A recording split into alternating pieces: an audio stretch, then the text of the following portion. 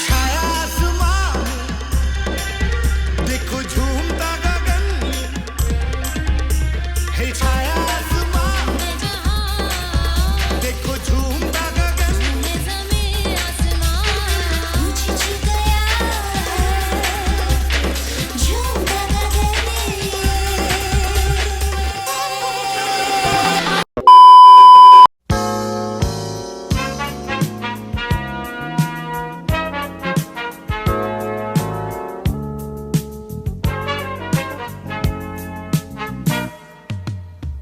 I guess you wonder where. Assalamualaikum warahmatullahi wabarakatuh. Perkenalkan, nama saya Muhammad Ridho Maulana dengan akhiran NIM 203.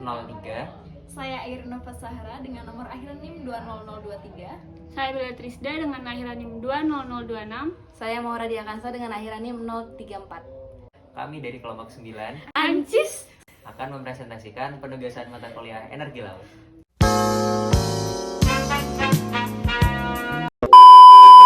Jadi ini adalah contoh dari oscillating water columns. Ini adalah desainnya. Jadi di sini ada yang namanya chamber.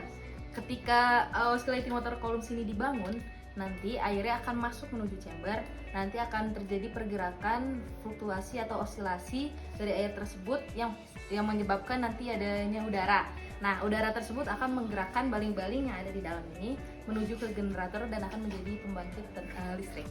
Oke, jadi untuk OWC ini dia menggunakan sistem turbine wells, di mana turbin ini itu menggunakan tekanan udara dari gerakan air yang ada di kolom OWC ini, sehingga nanti berguna untuk menggerakkan turbin yang ada di sini, kemudian dihubungkan dengan generator listrik. Nah, alasan kenapa si turbin well tadi digunakan di OWC ini karena yang pertama adalah desainnya efisien, karena memiliki desain yang memungkinkan untuk udara untuk mengalir melalui turbin dari kedua arah osilasinya, yang meningkatkan efisiensi dalam mengubah energi gelombang menjadi listrik. Kemudian yang kedua adalah tingkat pemeliharaan yang relatif rendah jika dibandingkan dengan jenis turbin lainnya, sehingga cocok dipakai di daerah atau perairan laut. Terus yang ketiga adalah adaptabilitas.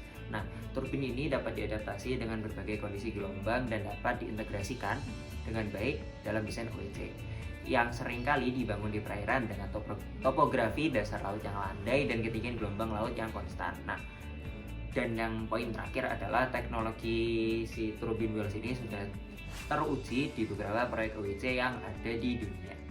Oke, jadi OWC ini merupakan salah satu dari tipe wave energy converter yang bisa dibilang memiliki banyak kelebihan. Di antaranya itu adalah bentuknya itu yang juga rancangannya itu yang simple, biaya perawatannya yang relatif lebih rendah dibanding dengan tipe-tipe yang lainnya, dan juga distribusi daya yang dihasilkannya itu aksesnya juga mudah. Nah, OWC ini itu cocok untuk dibangun di perairan-perairan dengan tinggi gelombang yang lebih dari 3 meter, juga intensitas dan kekuatannya itu konsisten gitu. Seperti contohnya ada di Pulau Sempu Kabupaten Malang dengan daya minimumnya 1989 kW dan juga daya terbesarnya itu mencapai 4009,68 kW. OWC ini memiliki beberapa tantangan, diantaranya memerlukan biaya yang besar untuk operasional dan pembangunannya, dan lokasi OWC ini harus dengan gelombang yang kuat dan konsisten untuk memastikan efisiensi operasional OWC. Lalu diperlukan regulasi dan kebijakan yang jelas untuk mendukung dan memfasilitasi pembangunan OWC serta termasuk izin lingkungan.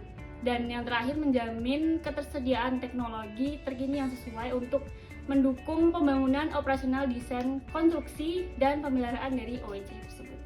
Nah, untuk membangun satu unit OWC seperti ini di Indonesia dibutuhkan biaya yang sangat bervariatif. Kenapa bisa variatif? Pertama, karena disesuaikan dengan lokasi yang ada di Indonesia. Terus yang kedua, disesuaikan juga dengan desain yang akan digunakan. Dan yang ketiga adalah disesuaikan dengan teknologi yang akan dipakai. Nah, besaran biaya yang variatif tadi, kenapa faktor lain adalah karena diperlukannya besaran biaya yang mencakup biaya perencanaan, bahan, konstruksi, dan operasional yang berbeda-beda. Jika ini diterapkan di Indonesia, mungkin diperkirakan untuk satu unit OWC seperti ini yang menghasilkan daya 730 kW, mungkin bisa diperkirakan biayanya sekitar 130 miliar rupiah. Berdasarkan dari sumber yang kami dapat, perencanaan OEC ini sudah dilakukan di Gunung Kidul, Jawa Tengah. Dan untuk tipenya dapat dilihat pada Teknopark Parangracuk di Yogyakarta, yang dinamakan PLTO, Pembangkit Listrik Tenaga Ombak, yang mana dia dibangun di kedalaman 4 hingga 10 meter dan menghasilkan listrik 3.400 kW. Sekian presentasi dari kelompok kami. Apabila terdapat kesalahan dalam perkataan maupun perbuatan, kami mohon maaf. Kami kelompok 9 Ancis! pamit undur diri. Sekian dan terima kasih. Dadah. Yes.